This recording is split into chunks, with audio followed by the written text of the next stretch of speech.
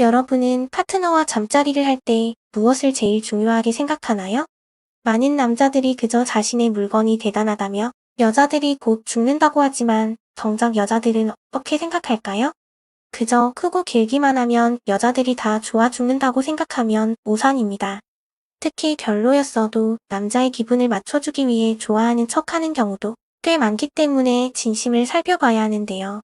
여자는 갱년기를 지나 폐경을 하게 되고 남자들도 그 물건의 지속시간이 오래가지 않는 경우가 많죠? 그런 만큼 이제는 조금 다르게 접근해야 하는데요. 무조건 오래하고 강하게 한다고 해서 여자들이 만족하지 않기 때문입니다. 우리가 사랑을 나눌 때는 단순히 육체적인 관계보다 심리적인 요소가 많이 들어가기 때문에 그 점을 노리셔야 합니다. 젊었을 때만큼 그곳이 단단하지 않더라도 젊었을 때처럼 뜨겁게 사랑을 나누는 방법이 있습니다. 영상 시작 전에 구독과 좋아요 해주시면 우리 가족 모두 건강하게 예쁜 사랑할 수 있답니다. 그럼 첫 번째, 이게 제일 적극 추천드리는 방법인데요. 바로 도구를 이용하는 것입니다. 도구라고 하면 이상하고 요란한 기구를 생각하는 분들이 계실까봐 미리 말씀드리면 정확히는 젤입니다. 그럼 왜 젤이 필요할까요? 여성들의 경우 중년이 넘어가면서 여성 호르몬이 줄어들고 여성분들의 그곳에 수분이 충분하지 않아 어려움을 겪을 수 있습니다. 한국성과학연구협회에 따르면 50대 이상 중년 여성 56%가 촉촉함이 떨어져서 잠자리를 할 때 통증을 느낀다고 답했는데요. 이전 영상에서 설명해드렸듯이 여자의 성욕은 나이와 상관이 없지만 호르몬 분비와 맞물려 이런 통증 때문에 잠자리를 꺼려하게 된다고 설명드렸죠? 그래서 나이와 상관은 없는데 다만 단지 너무 통증이 있어서 피하게 되는 것입니다. 이럴 때 도와줄 수 있는 좋은 것이 바로 젤이죠. 젤은 종류가 여러 가지가 있지만 기본적으로 바르면 열이 나오는 제품을 사용해보세요. 바르기만 해도 뭔가 색다른 느낌이 들면서 좋은 향기가 날 것입니다. 그러니 남성분들은 센스 있게 미리 젤을 챙기셔서 여성들이 통증으로부터 자유롭고 매끄러운 사랑을 나눌 수 있도록 하는 것이 좋습니다. 아시겠죠? 두 번째는 시도 때도 없이 야한 이야기를 나누는 것입니다. 예전에 신혼 때나 젊었을 때는 눈만 마주쳐도 바로 불이 붙었었습니다.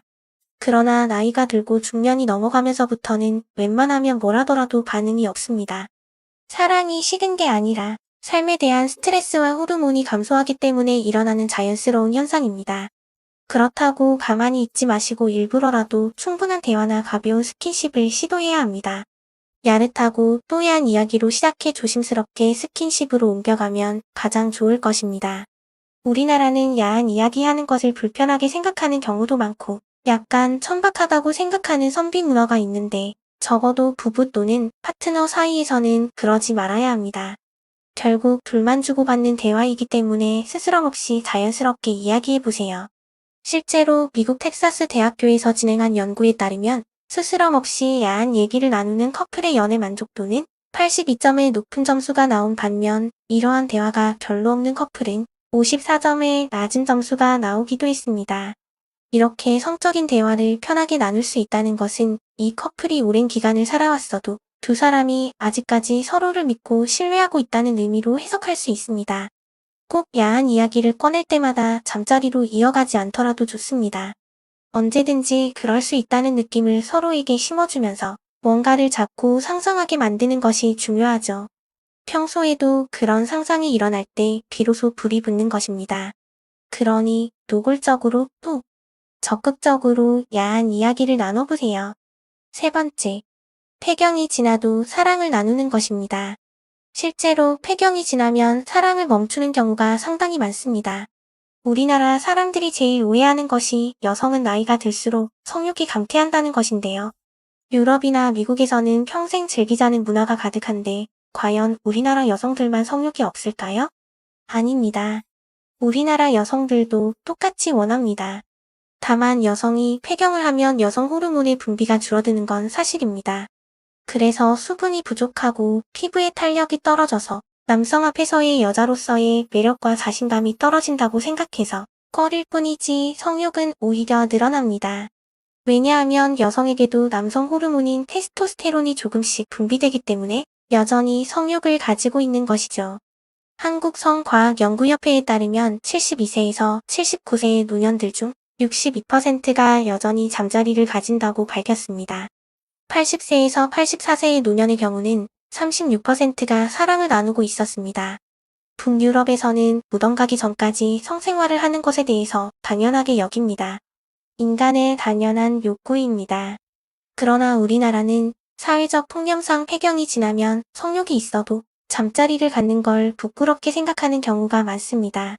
이것은 유교 문화 때문에 생긴 잘못된 사회적 인식이라 우리가 바꿔나가야 합니다. 숟가락을 잡을 힘만 있으면 한다라는 말처럼 요즘에는 약 먹을 힘만 있다면 얼마든지 사랑을 나눌 수 있습니다. 좋은 약들이나 제품의 힘을 빌리면 노년까지 꾸준히 사랑을 나눌 수 있습니다. 그러니 부끄러워 마세요. 좋은 제품들이 널리고 널렸습니다. 조금만 관심을 가져보세요. 오히려 건강한 성생활은 여러 이점들이 있습니다. 건강한 성생활은 치매를 예방해주고 우울증을 완화시켜주며 면역력을 높여주고 상대방과의 친밀감을 증가시켜 신체와 정신의 활력을 높여줍니다. 네 번째, 아무 때나 어디서나, 특히 대낮에도 사랑을 해보는 것입니다. 대낮에도 뜨거운 사랑을 나눌 수 있습니다. 많은 사람들이 무조건 밤에만 사랑을 나누려고 합니다. 남녀 간의 역사는 밤에 이루어진다는 말도 한 번쯤은 다들 들어보셨을 겁니다. 그만큼 일반적으로 잠자리는 밤에 해야 한다는 인식이 우리 머릿속에 자리 잡고 있는 것이죠.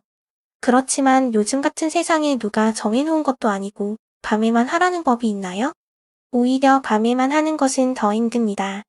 왜냐하면 잦은 술자리나 모임, 그리고 혹시 야근을 하고 집에 들어오면 할 체력이 남아있을까요? 아니죠. 그러다 보니까 점점 더더욱 안 하게 되는 것입니다. 인식을 바꿔야 합니다. 사랑을 나눌 때 정해진 시간은 없습니다. 낮이든 새벽이든 언제든지 상관없이 사랑을 나눌 수 있죠. 제 경험상은 새벽에 잠시 눈 떴을 때 하는 게 제일 좋더라고요. 여러분은 어떠신가요? 기념일 같은 날이나 분위기상 밤에 하는 것이 좋을 때도 있지만 아침에 눈을 떴을 때나 새벽에 나누는 사람 또한 더할 나위 없이 좋은 아름다운 사랑이 될 수 있습니다. 특히 아침에는 남자들의 물건이 제일 컨디션이 좋을 때인 것 아시죠? 새벽에 사랑을 나누고 나면 하루가 피곤하고 힘들 것이란 걱정을 하실 수도 있지만 새벽 사랑이 오히려 하루 일과를 더 활기차고 생기 있게 만들어주는 계기가 될 수도 있습니다. 왜냐하면 대부분의 사람들은 잘 모르지만 잠자리가 보약입니다. 그 이유는 엔돌핀 분비와 근육이완, 스트레스 해소 효과로 체력 소모가 아니라 오히려 몸에 기력을 넣어주는 것이죠. 그런데 잠깐, 아무리 좋다고 해도 집에 아이들이 있는 경우가 있을 수 있죠?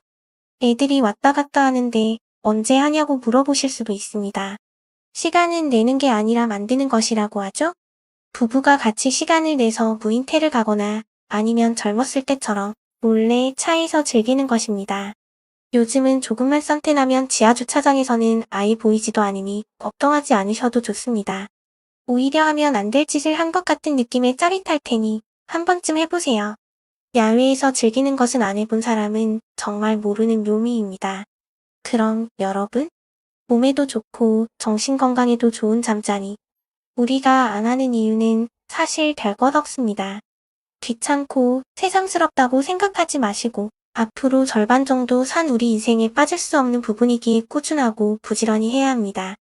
영상을 시청하시는 모든 분들의 가정에 항상 사랑이 가득하고 행복한 나날들 보내시길 바랍니다.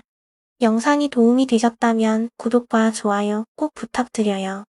다음에도 재밌고 야릇한 성 이야기로 돌아오겠습니다. 감사합니다.